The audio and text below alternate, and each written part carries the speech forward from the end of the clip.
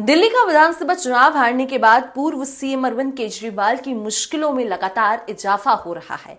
जिस कुर्सी पर कभी अरविंद केजरीवाल बैठते थे, अब उस पर रेखा गुप्ता विराजमान है और एक एक करके केजरीवाल से जुड़ी सारी फाइलें खुल रही हैं। लगातार केजरीवाल के दरवाजे पर एक न एक मुसीबत दस्तक दे रही है। ऐसे में ईडी ने केजरीवाल की टेंशन और बढ़ा दी है, जिसके बाद केजरीवाल की नींद जरूर उड़ गई होगी, क्योंकि अब दोबारा केजरीवाल को जेल भेजने का रास्ता लगभग ईडी ने तलाश लिया है और उसकी पूरी तैयारी भी हो चुकी है। बस इंतजार है कोर्ट के आदेश का। लेकिन क्या ईडी का प्लान कामयाब होगा या फिर अरविंद केजरीवाल बाहर ही रहेंगे? इन्हीं सब मुद्दों पर आज विस्तार से चर्चा करेंगे और आपको भी बताएंगे पूरी कहानी। नमस्कार, खबरवती न्यूज में आपका स्वागत है और मैं हूं आपके साथ पारुल त्रिपाठी।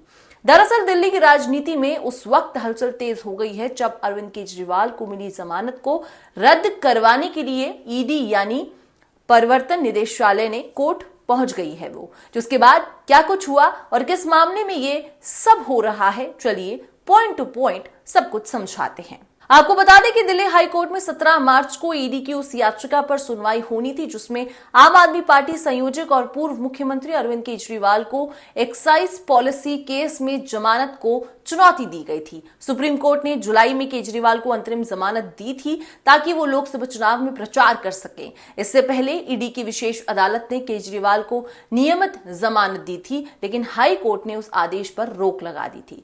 17 मार्च को यह मामला जस्टिस रविंदर दुजेदा की अदालत में सुनवाई के लिए पहुंचा था, लेकिन सुनवाई टल गई। बताया गया कि समय की कमी होने के चलते सुनवाई नहीं हो सकी।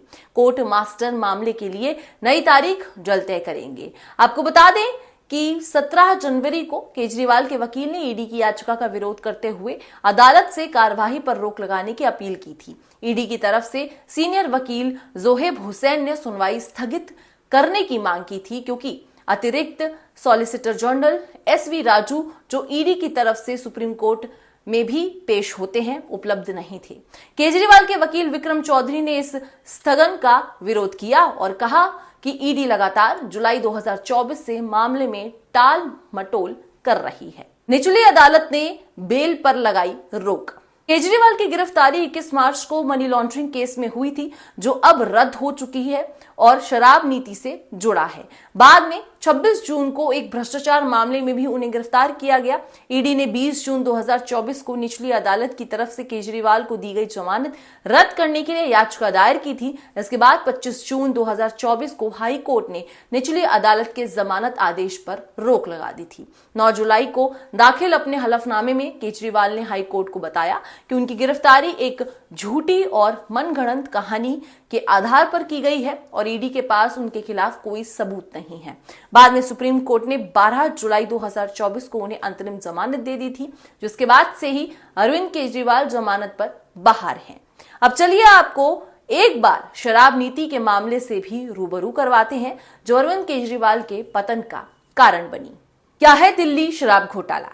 दरअसल पूरी कहानी की शुरुआत होती है एक नई आबकारी नीति से, जिसको दिल्ली सरकार ने नवंबर 2021 में लागू किया था।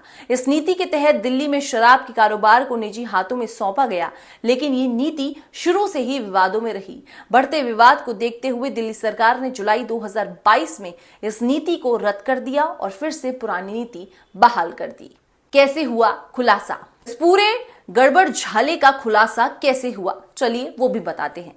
दरअसल 8 जुलाई 2022 के दिल्ली के तत्कालीन मुख्य सचिव नरेश कुमार ने दिल्ली के उपराज्यपाल आर्थिक अपराध शाखा, मुख्यमंत्री अरविंद केजरीवाल और उप मुख्यमंत्री मनीष सिसोदिया को एक रिपोर्ट भेजी। इस रिपोर्ट में कहा गया कि आबकारी विभाग के प्रमुख होने के नाते मनीष सिसोदिया ने एलजी की मंजूरी के बिना ये नीति लाई। इसके जरिए फर्जी तरीके से राजस्व कमाए गए। शराब बेचने वाली कंपनियों को लाइसेंस फीस 144 करोड़ रुपए की छूट दी गई। इस तरह सरकारी खजाने को इतने करोड़ रुपए का नुकसान हुआ। कौन कौन है आरोपी? केजरीवाल से लेकर मनीष सिसोदिया आखिर इसमें कैसे फंसे और इसके अलावा कौन कौन इसके लपेटे में आ गया था, चलिए बताते हैं। दरअसल एलजी ने यह रिपोर्ट सीबीआई को भेज दी और जांच की सिफारिश की। इसके बाद सिसोदिया और को गिरफ्तार कर लिया गया। उन पर आरोप है कि उन्होंने विदेशी शराब की कीमतों में बदलाव किया और प्रति बियर 50 रुपए का आयात शुल्क हटाकर लाइसेंस धारकों को अनुचित फायदा पहुंचाया। सीबीआई ने कहा था कि मनीष सिसोदिया सहित 15 लोगों के खिलाफ मुकदमा दर्ज किया गया है। इसमें दिल्ली के तत्कालीन एक्साइज कमिश्नर और 2 अन्य अधिकारी, 2 कंपनियां और 9 कारोबारियों के नाम शामिल हैं। कब हुई ईडी की एंट्री? दिल्ली के मुख्य सचिव की रिपोर्ट में शराब घोटाले में पैसे की हेराफेरी के भी आरोप लगाए गए। इस कारण इसकी जांच में ईडी को भी शामिल कर लिया गया। केस दर्ज करने के बाद सीबीआई और ईडी ने छापेमारी शुरू की। ईडी और सीबीआई की चार्जशीट में आरोप लगाया गया है कि नई आबकारी नीति की वजह से दिल्ली सरकार को करीबन 2800 करोड़ रुपए का नुकसान हुआ। इसके बाद से लगातार इस घोटाले का जो मामला है कुछ ना कुछ उसमें अपडेट आता ही रहा।